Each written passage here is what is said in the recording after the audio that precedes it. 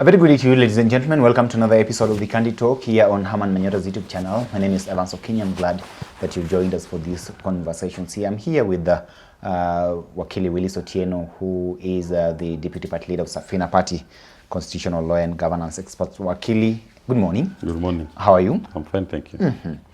We've begun the process of reconstituting the Independent Electoral and Boundaries Commission. A lot is happening here. Kenyans have been crying over the absence of commissioners in this particular important commission.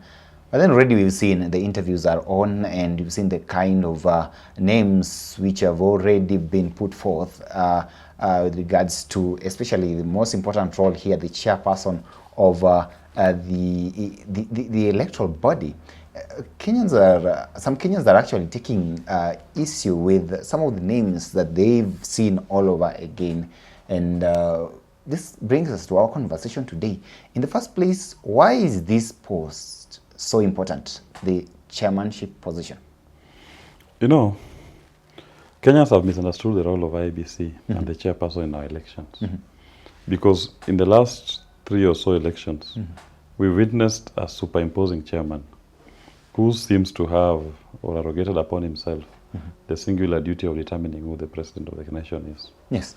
The transparency of our election processes is undermined. And this was partly achieved with what was known as the Bomas process, where you all wait for the chairman, you go to Bomas and wait to see the results. If you vote at a polling station, you know your constituent tallying center. Some of the people who vote in those polling stations don't even know where Bomas is. And yet now you're telling them to wait for Bomas to tell them the results of the elections. And then a chairman to make a declaration. In 2002, we had a presidential election in this country. There was no Bomas process. In fact, Kivuit was sitting in his office at Anniversary Towers. That's why he was doing the declaration of the winner. At Anniversary. In the boardroom. But somewhere along the way, something seems to have happened that now elections are declared at Bomas. What is so-called the National Tallying Center. We need to go back to the true intent of our Constitution, Article 138, where presidential elections are supposed to be held at the constituency level. So it means every constituency to conduct the presidential elections. And the constituency returning officers are the returning officers of that election. The national chairperson of Iebc is not and should never be designated as a returning officer for any elections. His role is specified in the Constitution to make the declaration of the result of that election. That's a declaration of the winner, the person who has met the threshold in the Constitution, to be issued with the certificate of the elections. And that is done after the constituencies have done the elections. You go to your polling station, you cast your ballot. In the evening, you count. Then you transmit the results to your constituency returning officer. Then we see constituency A. They've finished. They've done their tallying. What are the results? You announce. You go to B. The same thing, you announce.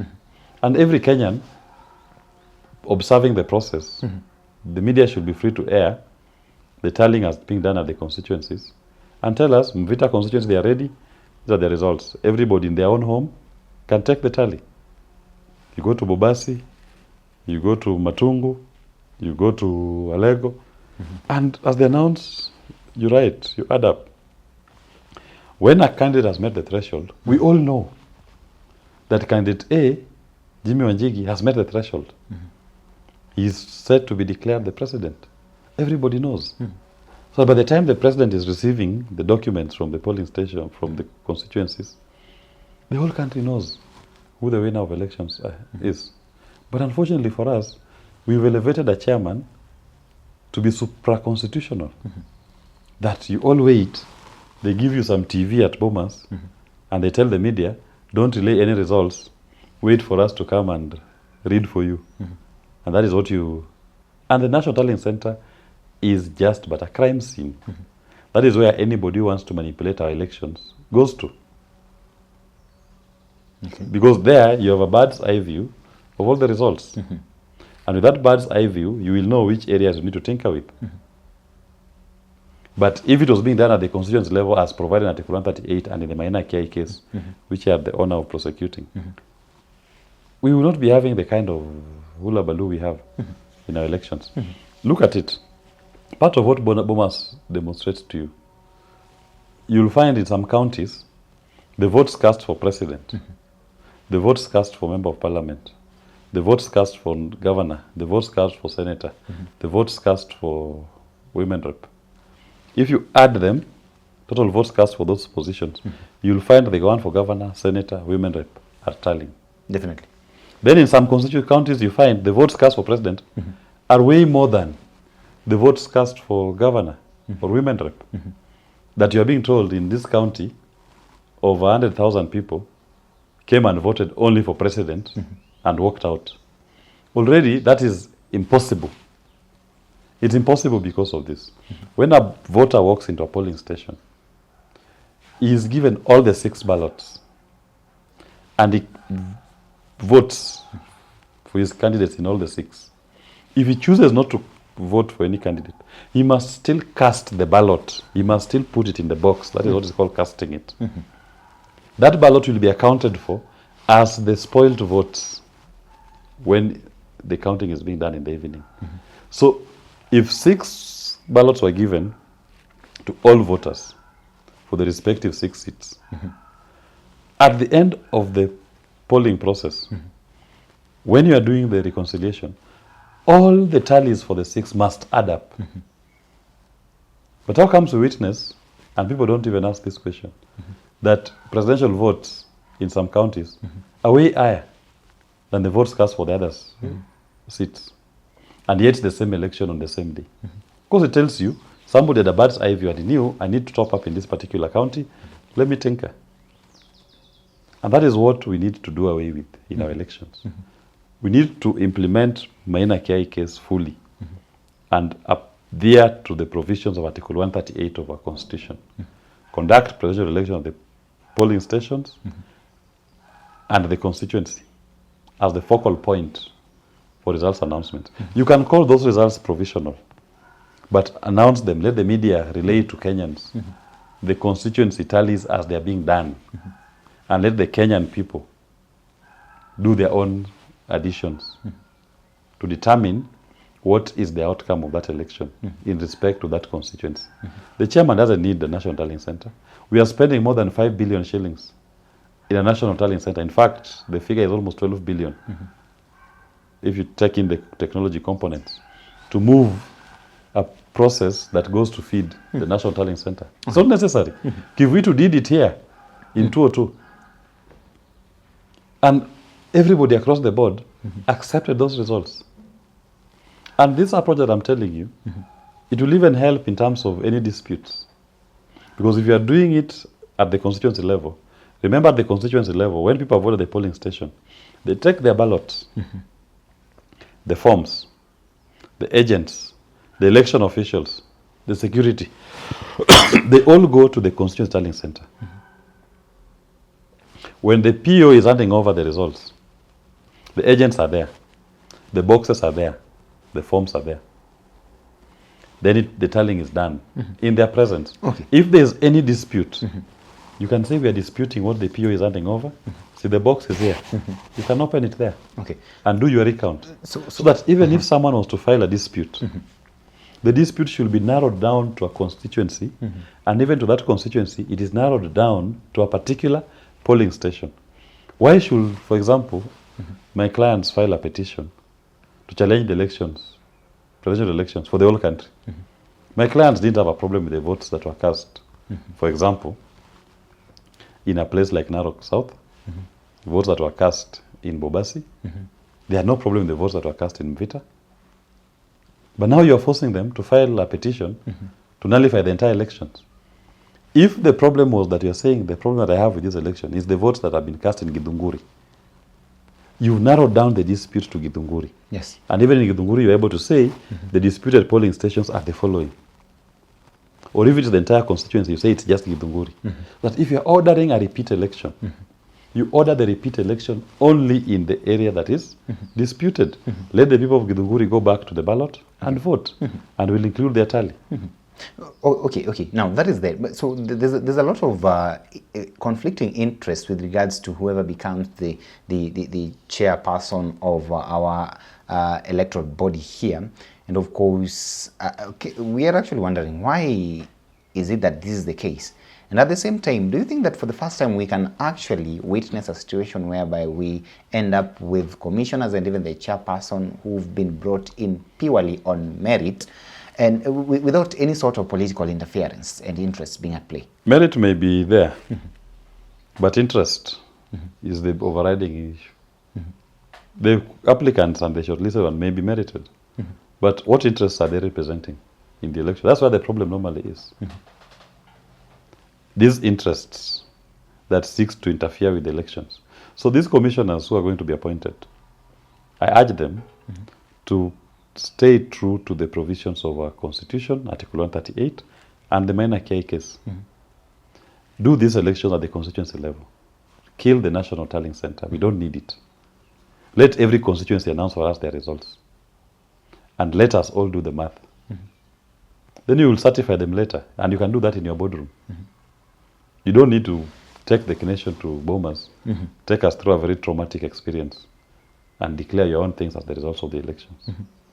When we were doing the 2017 petition, it was shocking the kind of things that Bomas were used to declare Uhuru Kenyatta as a winner at Bomas. Part of the declaration, they were using even foolscaps. When we did the scrutiny of forms, some of those forms were foolscaps. Okay. Plain paper. So, actually, some Kenyans have also raised concerns with the reconstitution of the Iebc body here.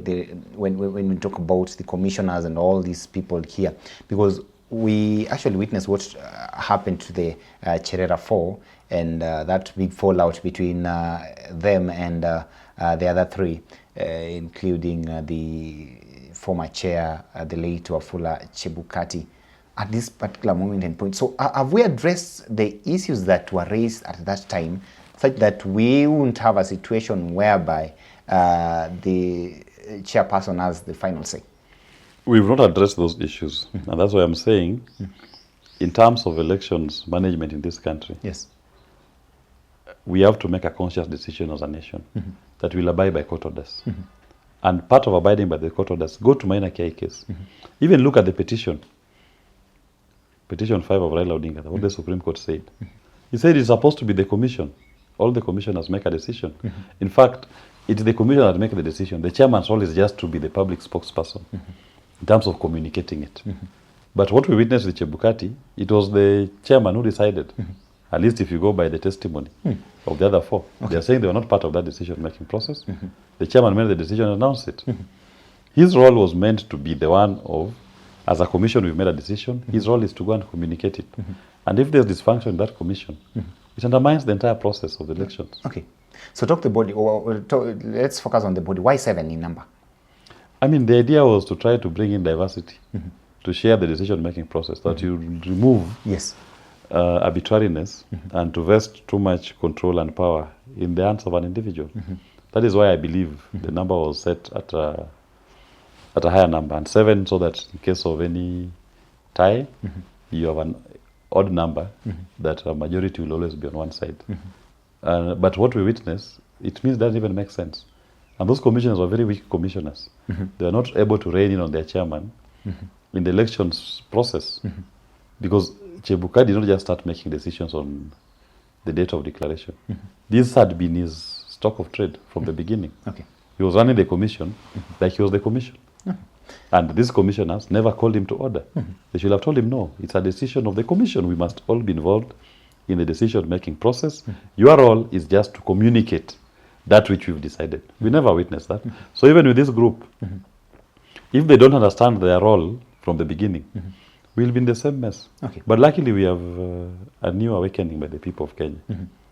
William Ruto can appoint even his own relatives to the commission. What we are going to witness on election day in this country, the people will take back their power to choose their leader, and they will announce that leader. Talking of William Ruto can appoint, who is the appointing authority here? And about the body that has actually been put and appointed by the president to ensure the constitution of the body. How legal is this body? And what if we had the other option of actually getting these commissioners through the normal public service process? Of course, the idea behind this selection panel was to try to bring in diversity of opinions, because one thing you cannot run away from also, the executive exercises too much control over the public service. Yes. And the executive is led by a political player. So that is why the selection panel was constituted to bring in diverse bodies onto the table. Constituted by the president? No, if you look at the nominating bodies, they were not just the president. They were political parties, parliament, law society, different diverse bodies. So it was hoped, or it is hoped, that this diversity will try to protect the selection process, that we have commissioners that are not beholden to political interests. But that is as good as it's so okay, written on the nominating paper. is one thing, but definitely appointing that person. So by the time you nominate, the person is qualified. So the idea was just to limit the extent through which the president can exercise his arbitrary power to select someone.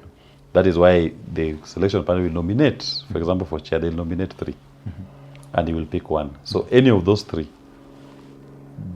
by their own standards, should be qualified, competent, and independent enough. But you all know what happens.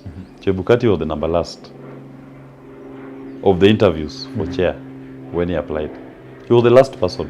He was number 9 out of 9. The selection panel chose the person who was number 1 and number 2. And they included Chebukati as the number last to go and forward the names to Uhuru Kenyatta. Uhuru appointed the number last. So it leaves you to ask, what was the consideration for him to pick the number last and not the number 1 or number 2? So those things still exist. So even if you gave him number 1, 2, 3, you still given the president room to try to lobby and host trade with the nominees. I can pick only one of you, so who will do my bidding? So whether it could have been done through the Public Service Commission or through this particular body that has been constituted here, still we are not curing that problem of interest. It's true, we are not curing that question of interest. Still there. And these are some of the things we need to discuss when we're trying to clean our electoral system. Maybe we should reach to a point where we say political parties or identified groups to nominate commissioners, and those commissioners to elect one of their own to be the chairperson of the commission. Those are some of the things we need to consider. And by the way, where do we get it actually wrong when we look at these important posts? Because right now, nobody is even talking about the commissioners. We are talking about the chair of this position here. And even remember, even when you think of the Chief Justice position, there have always been these assertions of somebody being maybe the last, as you've just said here, but then it's still picked. That's what I'm saying. In regard to Iebc, we've treated the chairperson as a demigod. And he's abrogated upon himself powers that he doesn't have. Because his role is just the chairperson of the commission, to be a spokesperson. Even if you look at the constitution, it doesn't even have a casting vote in any decision making. It is onerous on the commissioners of the commission to understand what their role is. They are the ones who are meant to drive. Because of the diverse backgrounds they are coming from, they are meant to represent those diversities, and a decision that is made becomes a decision of a collegiate decision of the commission by a majority. They should be able to rein in on their chairperson if he's rogue, like the previous one was. But if commissioners think that they're there as servants of the chair, then we'll have the same problems we faced the last election. And the last chair was rogue. We've seen some candidates already being touted as state projects and people making their conclusions. Are you worried that there could be some sort of a reality in some such kind of aspersions anyway at this point? You know, I mean, just in terms of confidence building in the process. If I've been known, like now I'm known as the deputy leader of Safina Party. I'm partisan. I'm a partisan. If tomorrow you see me now applying for a job as chairperson of a commission, of Iebc, of the referee, of course, anybody making noise will be justified to say, no, why is Willis, who is known to be a partisan, being considered to become the chairperson of the referee? Those are legitimate concerns. So even in terms of the shortlist, people who have been partisan, who've openly campaigned for a political cause, when that political party or that political cause they were campaigning for is still a player in the elections, common sense will require that they should not participate in the selection process. They should not. Because they are non-partisans. They've taken a public position and championed the cause of a participating political party. Unless we decide we are going to appoint partisans, people who are representing political interests, so that the entire commission becomes a commission of competing political interests, and you just try to find a way of them working together, like happened in 2002. That commission was a partisan commission. It was known that political parties were nominating names, and they knew on the table we are all representing competing political interests, but let's find a common ground, so that whatever we agree on is acceptable to all the parties. Okay. That is also a possibility, and it should be known from the beginning that we are setting up a commission that represents competing political interests, and within that commission they will find consensus and middle ground on how to move forward. Okay. Finally, as we wind up, I remember I was following the US elections, and I was actually traveling, but I already knew the results and who won at what time. Compared to what I saw in my country, where I had to wait for 7 days for all that. How long do you think it's possible for us to pick up that kind of system, so that it works here? You know, Kinyi, in every polling station in this country, you have a maximum of 600 voters in every polling station. Polling closes at 5 p.m. If you are to give or take, you are doing the closing procedures. Give it 1 hour. So the closing procedures from 5 to 6, you are done by 6 p.m. Then you start counting, and the counting normally starts with the presidential one. There are only 600 per polling station. Even if you are counting using the speed of a tortoise, by 7 p.m., all polling stations in the country have finished with the presidential count. Give or take, give them 2 hours extra leap time. By 9 p.m., there is no polling station that is still counting presidential votes in this entire country.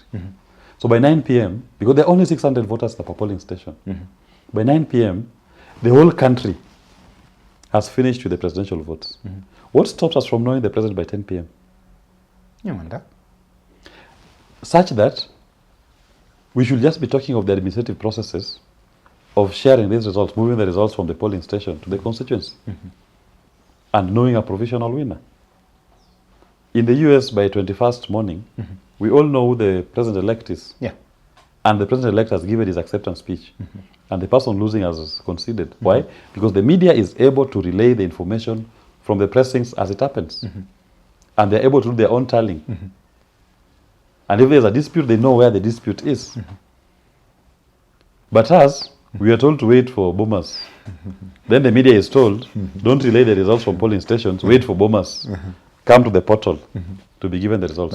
It is at boomers where they steal your votes. That is where they undermine the true will of the people. We even saw our media was actually doing their own calculation, then at some point they were stopped. But that's the point I'm telling you. They're based on what? The boomers tally. Okay. We should be able to have media reporting from the polling stations and the constituencies tallying.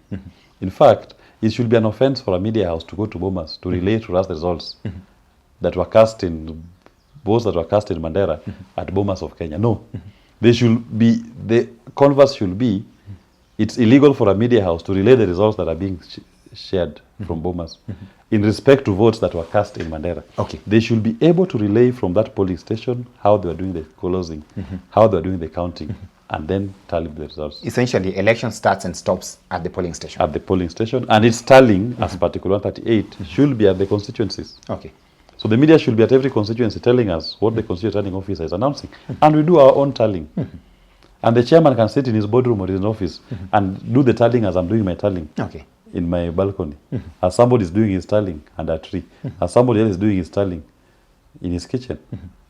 And all of us will arrive at the same figure because the same TV we are watching, the same polling station. It's only one returning officer who is doing the announcement at the respective constituency tallying centers.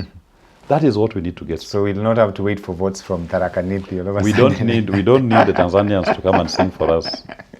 Ladies and gentlemen, it's a serious issue, but of course the reconstitution of the Iebc process has actually begun.